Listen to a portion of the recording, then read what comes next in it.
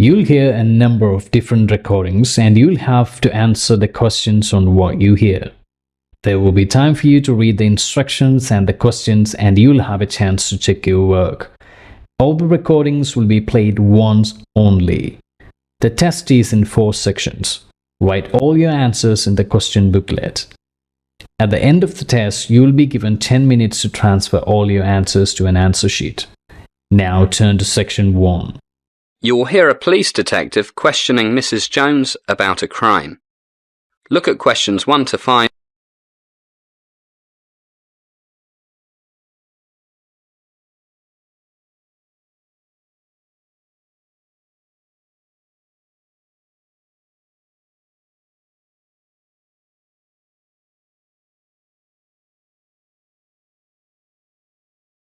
You will see that an example has been done for you. On this occasion only, the conversation relating to this question will be repeated. Hi, I'm Detective Smith. I can see you are upset, but I must ask you a few questions about the robbery. Yes, I understand. I'll try to control myself. It was so sudden. Now we shall begin. You should answer the questions as you listen because you will not hear the recording a second time. First, you have another chance to look at questions 1 to 5. Listen carefully and answer questions 1 to 5. Hi, I'm Detective Smith. I can see you are upset, but I must ask you a few questions about the robbery. Yes, I understand. I'll try to control myself. It was so sudden. I understand. Why don't we sit down and get a cup of tea? Yes, thank you. It's okay. I'm a bit better now. Good. These things can be very disturbing, but we'll take our time. First, I need a few particulars. Let me see. Today is January 7. Now, may I have your name? Yes, Mrs. Mary Susan Jones. Thank you. Age? 38. And your home address, Mrs. Jones? Yes, it's 39 Rose Garden Terrace. Telephone numbers? I only have a home number, 4834-6290. Okay. I only came out to buy some milk. I never dreamed... Yes. Now, try to relax. What time did you come into the shop, Mrs. Jones? It was exactly 11:15. I looked at my watch just before coming into the shop. I was worried I might not get home in time to make my husband's lunch. Look at questions 6 to 10.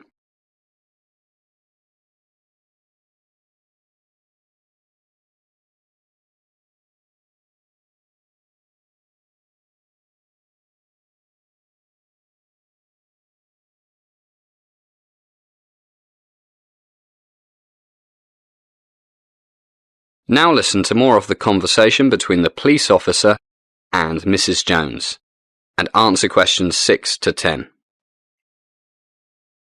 And before you entered the shop, can you remember seeing anything unusual?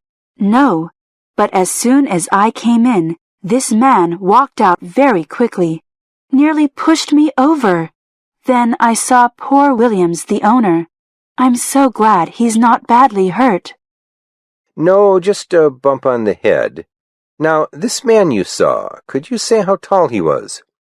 Well, I only came up to his shoulder, and I'm 5'4", so he must be about, I don't know, 6 feet. And you're not wearing high-heeled shoes? So yes, that's about right.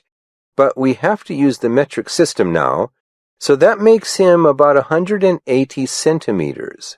Did you see his face? Not really. I didn't look up. I was so annoyed. But I do know he was wearing a black hat. I saw it as he was walking out of the door. One of those things cowboys wear. Did you notice what color hair he had? I didn't really see it, what with his hat, and me trying to keep my balance. What about the rest of his clothes? He had a jacket on. I think it was dark blue, No, gray. Oh dear. I can't really say for sure. It all happened so quickly.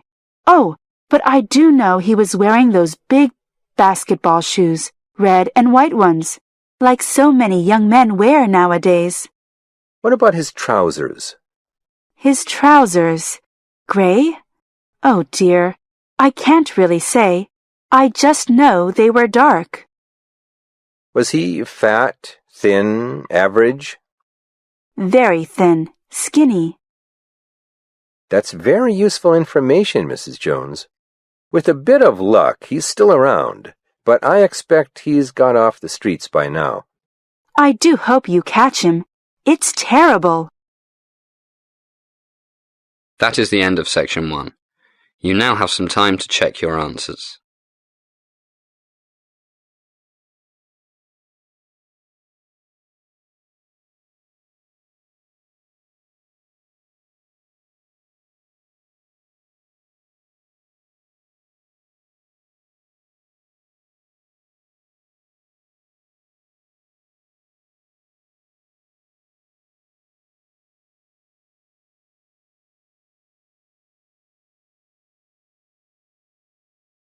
Now turn to section 2. Section 2. You're going to hear an introduction to Big Town University's resources by the Head of Student Services. First, look at questions 11 to 15.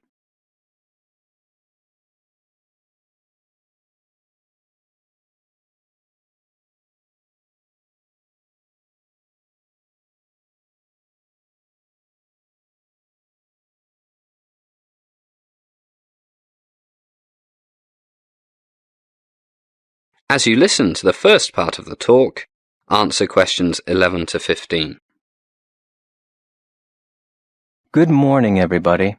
It's great to see you all here, and welcome to Big Town University. My name is Robert Black, and I'm the head of Student Services. Today it's my pleasure to introduce you to our university's many resources, especially those that are concerned with student welfare, rather than academic resources and research facilities. So I'll start with my department, Student Services. Our offices are all in the Students' Union building, which I'm sure you have already discovered, because that's where the student bar and cafeteria are. Basically, our job is to help you stay well, mentally and physically. Then you can better enjoy your life here, and even study sometimes. To do this, we offer a variety of services. One is our student counseling service. For many of you, it's the first time you've away from home. This can take a while to adjust to for some people, and some of you will fall in love, and then your girlfriend or boyfriend will run off with your best friend.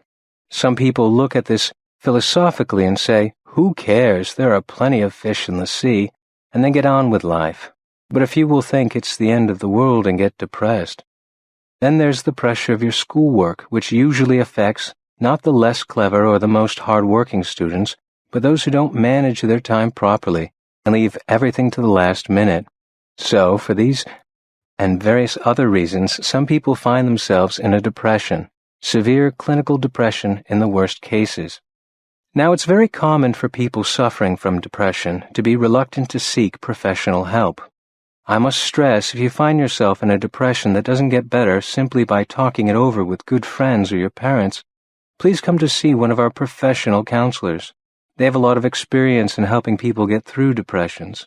As with all our offices, they are open during normal office hours. That's 9 to 5. But in cases of emergency, one of them is on call 24 hours a day.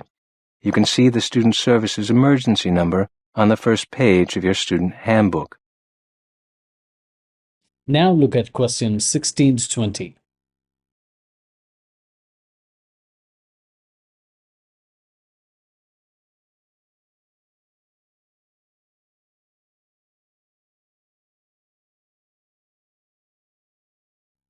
As the talk continues, answer the questions 16 to 20. Well, I do hope my talking about depression hasn't made any of you feel depressed. Another one of our services is the Student Housing Office. I won't say much about this because most of you will have already dealt with the office, either to arrange accommodation in a student residence or to help you find somewhere to live off campus. We have a database of off-campus housing that is updated almost daily, so if any of you are still looking, then please drop in. Now, what about fun? As you can read in the handbook, the Students' Union has dozens of clubs.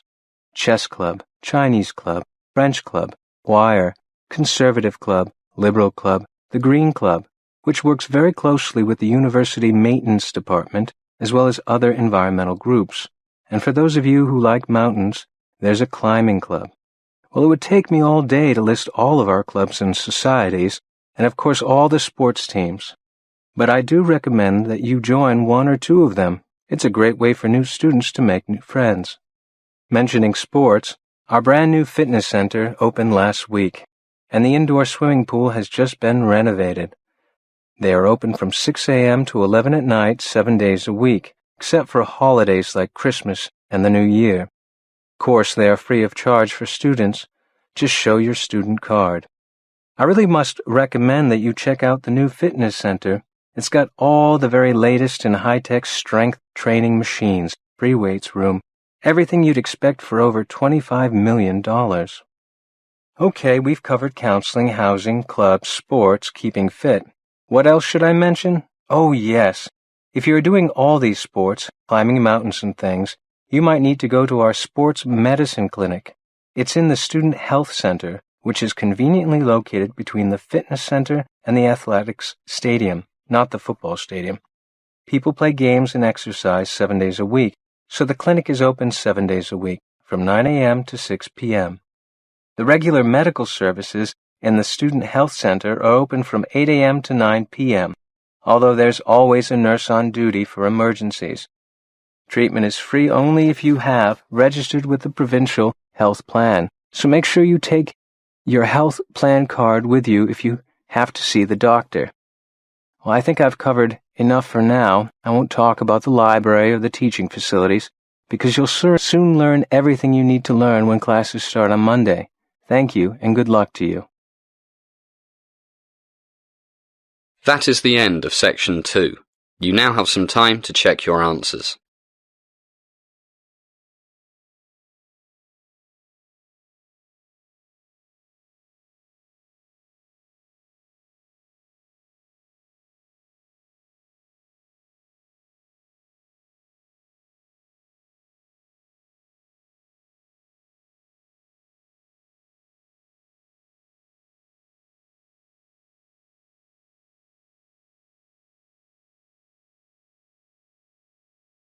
Now turn to Section 3.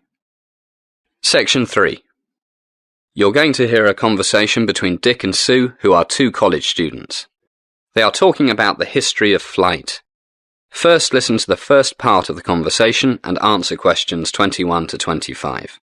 You now have some time to read questions 21 to 25.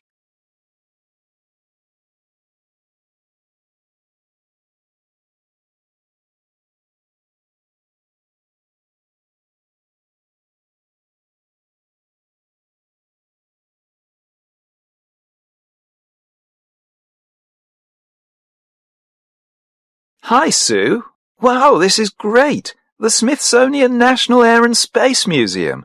I'm really looking forward to doing this project on the Wright brothers. Me too. My dad was an Air Force pilot, always talking about the Wright brothers. If they hadn't invented the airplane, my dad might not have had a job. Okay, let's look at the questionnaire. Where shall we start? The stuff on the Wright brothers starts over there. Okay, first questions. First names, Wilbur and Orville. Everyone knows that. Then when and where they were born. Oh, and died. Let's see. Wilbur, the third son, was born on a farm in Indiana on April the 16th, 1867, and died of typhus in 1912. Pretty young, eh? Oh, and in 1965, he was selected for the Hall of Fame for Great Americans. Make a note of that. Okay. And what about Orville? Here we are, born in Dayton, Ohio in 1871, died 1948. Doesn't say why or where. We'll find out later. What's next? What got them interested in flying? As the conversation continues, please answer questions 26 to 30. You now have some time to read questions 26 to 30.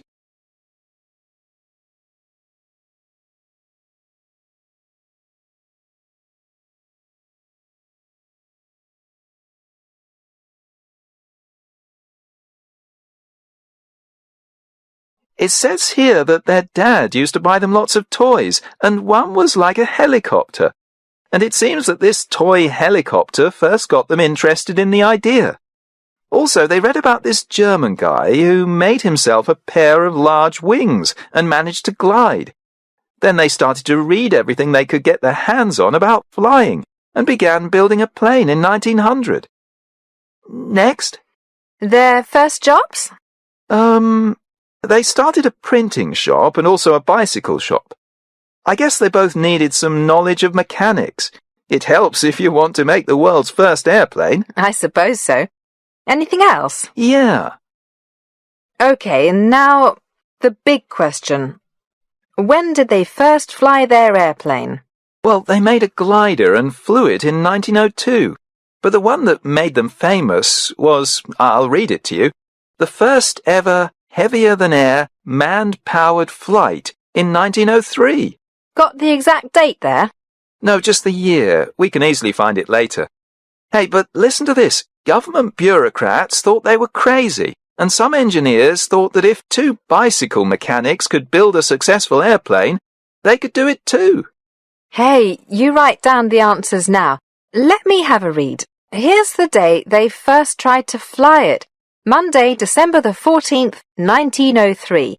They tossed a coin and decided that Wilbur would take the first turn as pilot. And the plane weighed 600 pounds. He started off but turned the rudder too sharply and the left wing hit the hillside. So they repaired it and Orville tried again on Thursday, December the 17th, 1903. So that was the big day. Yeah. The flight wasn't much, 12 seconds, 120 feet. I'll read what it says. But it was the first controlled, sustained flight in a heavier-than-air craft, one of the great moments of the century. And on their third flight that day, Wilbur flew 852 feet in 59 seconds. Okay, time for a coffee. That is the end of section 3. You now have half a minute to check your answers.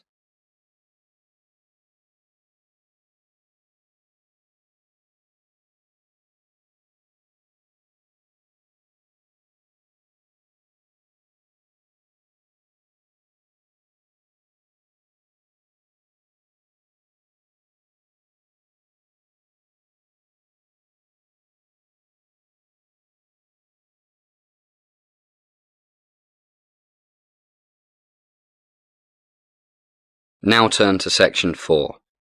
Section 4. You're going to hear a talk about ecological functions of forests. You now have some time to read questions 31 to 40.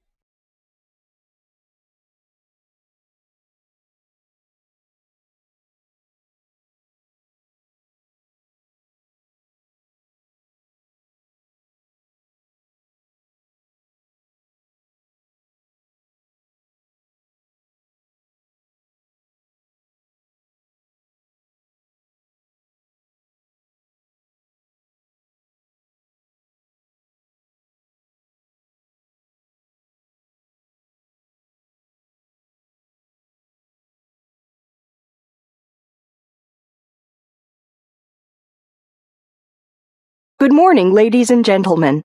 First, I would like to say how happy I am to have this opportunity to address this committee and hopefully contribute to our country's policy in respect to the importation and use of wood and wood products. I will start with a brief introduction to the current situation of the world's forests, and then give you an overview of the various services that forests provide. By services, I mean benefits to people, as well as wildlife. Until recent years, these services have been greatly undervalued. The rate of deforestation worldwide is astounding. The Rainforest Action Network estimated in 1999 that 2.4 acres, that's 1 hectare, about the size of 2 football fields, was being lost not every day or every hour, but every second. an area larger than New York City every day. Or 31 million hectares a year, an area larger than Poland. Despite the efforts of environmental groups and concerned people all over the world, the rate of deforestation has increased in recent years. The results of global deforestation are far-reaching. It means the loss of habitat for numerous species of plants and animals. It is a major factor in the warnings from scientists worldwide that, if mankind does not change how we treat our planet, 50% of species could be extinct by the middle of this century. I am sure you all know what this loss of biodiversity would mean for us humans. The loss of genetic resources would seriously threaten our food security. For example, to maintain resistance to pests and diseases, our major cereal crops, rice, corn, and wheat, need to have genes introduced from wild relatives every few years. And who knows what new medicines we would be losing, especially with the destruction of tropical forests, which, like coral reefs and wetlands, are especially rich in biodiversity. And then there's global warming, a problem that threatens the very existence of civilization, but one which, with the exception of some northern European countries, is not treated with the urgency it deserves. Forests are important carbon sinks, taking in atmospheric carbon dioxide and storing it in their wood and the soil. Moreover, they are mostly destroyed by logging and fire. Burning releases carbon dioxide, and decaying vegetation releases methane into the atmosphere. These are both major greenhouse gases. It is estimated that 1/3 of the increasing levels of carbon dioxide and methane in the atmosphere come from deforestation. In addition, healthy forests and the soil under them that they protect store water when it rains and slowly release it during dry seasons. Take away the trees and you have floods in the rainy season and drought in the dry season. We have seen more and more of this in recent years in Haiti, Indonesia, China. Look at this year's devastating floods in Bangladesh due to rapid deforestation in the Himalayas and many other countries. I have mentioned protecting the soil. Most of the landslides that killed hundreds of people and destroyed thousands of houses during the hurricane that hit Haiti this year would probably not have happened if virtually all of Haiti's forests had not been cut down for fuel. Another important ecological function of forests is their role in the hydrological cycle.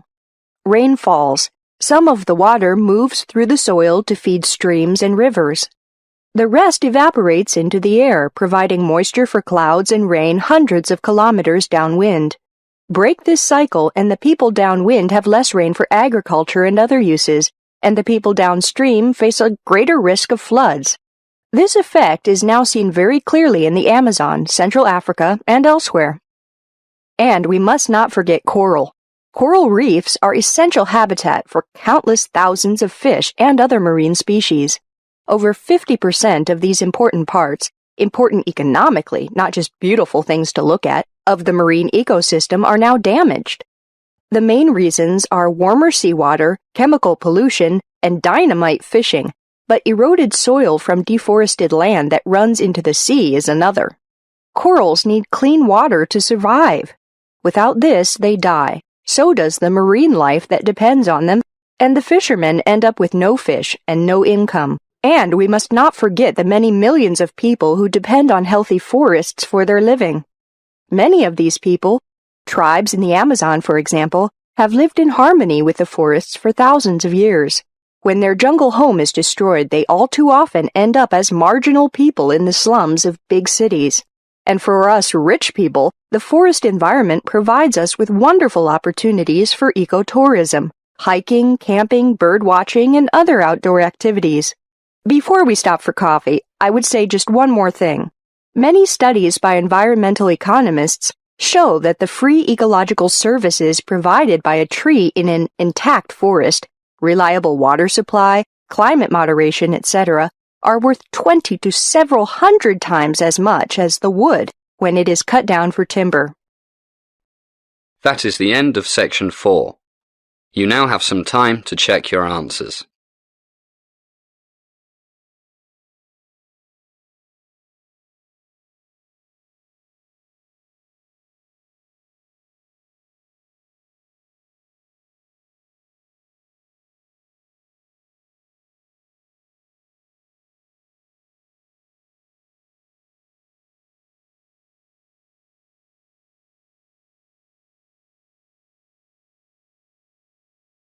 That is the end of this listening test.